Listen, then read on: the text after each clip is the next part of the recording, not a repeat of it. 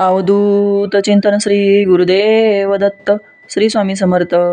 आपल्या चॅनलमध्ये सर्वांचे स्वागत. आजचा आपला विषय आहे देवीचे 8वे रूप महागौरी देवी आणि महागौरी देवीची कथा. चला तर मग व्हिडिओला सुरुवात करूया.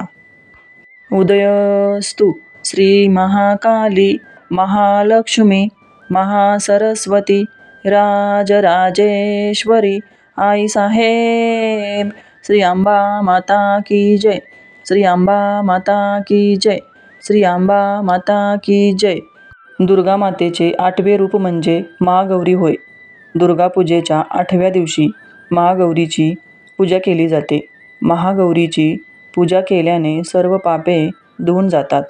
भविष्यात पाप, संताप, दुःख त्यांच्याजवळ कधीही येत नाही. तो सर्व प्रकारच्या पवित्र आणि अक्षय पुण्याचा अधिकारी होतो.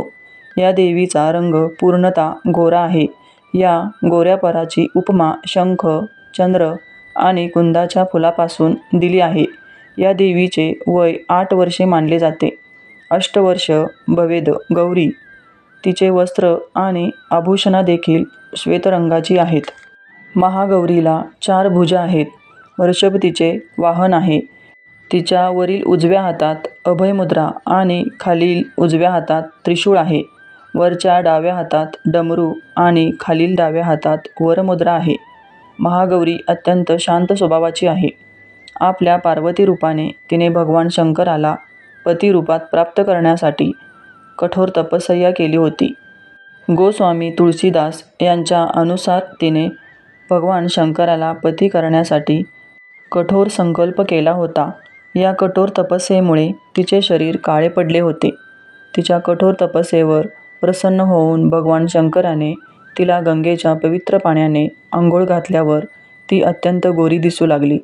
तेव्हापासून तिला महागौरी या नावाने संबोधले जाते.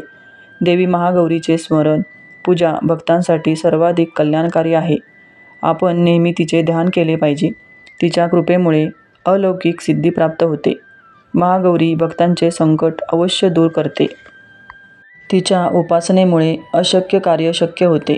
तिला शरण जाण्यासाठी आपण अधिक प्रयत्न केला पाहिजे. देवी महागौरीचा महिमा पुराणात वर्णिला आहे.